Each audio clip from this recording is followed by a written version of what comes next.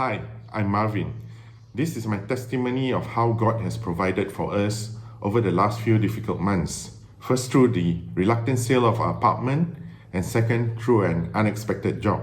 In December last year, this property agent keeps calling and calling me, asking me to sell my apartment in PJ. I told her I'm not interested. This apartment is a place which me and my wife love very much because it's our first place together after we got married, and we have many good memories there. But this agent keeps calling and calling and calling. So in the end, just to get rid of her, we named what we thought was a high price. Then we added those words, non-negotiable. We had 2 months of peace until late November. We received a spot-on offer, but thankfully it fell through because of financing. We were secretly happy and gleeful about the whole thing. But in November, we received another offer, a higher one this time, and it came with a check. So we couldn't back out already. And despite our regret, we had to agree to the sale. Later, I learned the source of this real estate agent extreme motivation. She wanted to get married. She was going to get married and she needed money for honeymoon. Then things started getting gloomy on the work front. In January, my old employers told me the entire division was doing very badly. We had secured hardly anything substantial and the regional office was under a lot of pressure. A few of my regional peers had already resigned. Seeing a lot of unhappiness and pressure in the future, I asked my wife whether I should just give up working there. She said she would support whatever decision I made. Then in mid-January, for the first time in my life, I resigned without another job lined up yet. I was comforted that me and my wife were able to live a meager lifestyle indefinitely from the reluctant sale of our apartment. The next week, I met an old friend for lunch. He was explaining how business had grown despite all the challenges, and he was getting stressed with all the marketing stuff he had to do. The way he talked was exactly the same as when he tried to get me on board 1 year back. I asked, "How did you know I resigned?"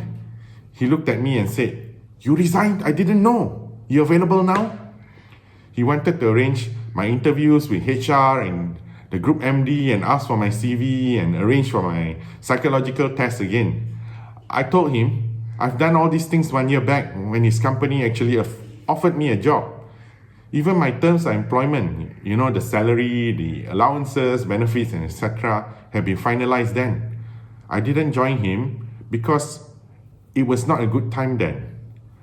He said he would dig up the old files, and in 2 weeks, I had a letter of employment in my email with all terms better than my old job in every respect. Then in March, the COVID-19 health crisis started, and this was compounded by a serious plummeting of oil prices. Now, if I was still working with a multinational, which is so dependent on oil and gas customers, I can only imagine what it will be like for me right now. I learned 2 valuable lessons about God's timing the past few months. First, the reluctant sale of our apartment could not have come at a better time actually, in time to give us peace of mind to walk away from the job. The resources God gave us unexpectedly enabled us to make a decision we could never have possibly made under normal circumstances. Secondly, He immediately opened another door with a better job so that we can continue contributing to the Borneo ministry and the church. Most of us are going through tough times right now. No matter how tough, how unpleasant, how uncomfortable, how confusing, and how desperate we are, these challenges are part of God's big plan. He is surely leading you to something better. My brothers and sisters, the Lord remembers each and every one of us, and if we have faith in Him, He will surely see us through both the good times and the bad times. Amen.